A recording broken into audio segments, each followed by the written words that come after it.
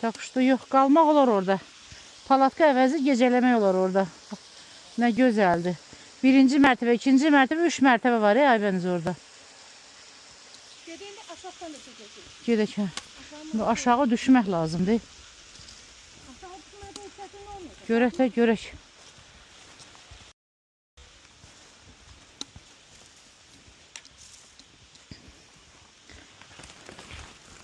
Yağışda bura gəlməyəsən, çox sürüşkən.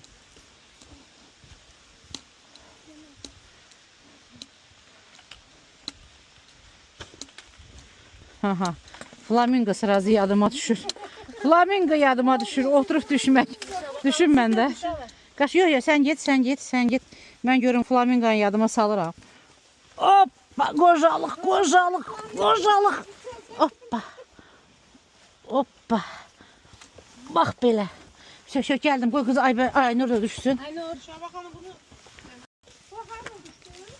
Yavaş, tuva раз говорю. Надо ноги беречь. Anamdan düştü. Мать, сюда düştü. Anamdan düştü. Не, eleme, извини, но будь осторожна, 100 раз говорю. Так, çok ehtiyat. Yo, ha, düşürsən, çəksən. Çəkdim.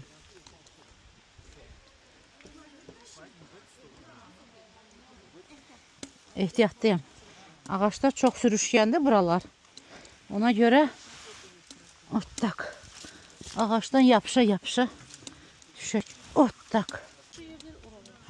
Düştüm. Aşağı düşüm. Hadi. Gərik görək. Belki o tərəfdən düşək, oradan düşək. Bir de oradan da yeri var. Bax rahatdır. Mən gedim oradan alayım. Ehtiyatlı bircə. Yəni lazım onda ağaçtan yapış.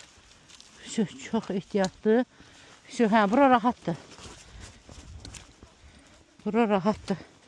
Bak. Aha, sürüşkəndi. Çox ehtiyatlı. Bax, bura batır. Telefonu götürür, düşəcək. Yəni dərəyə düşməyəcək. Ayağı köndələn qoya düş. Bax belə köndələn. Qorxma, mən qabaqdayım. Tutacağım səni. Gəl.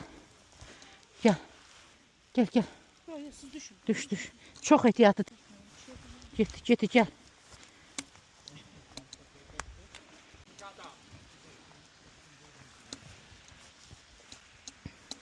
Gəlirsən? Архат, у вас туров несчастных случаев не бывало пока? Будут. Не дай бог. Не дай бог. Я говорю, там можно запросто ночевать, да?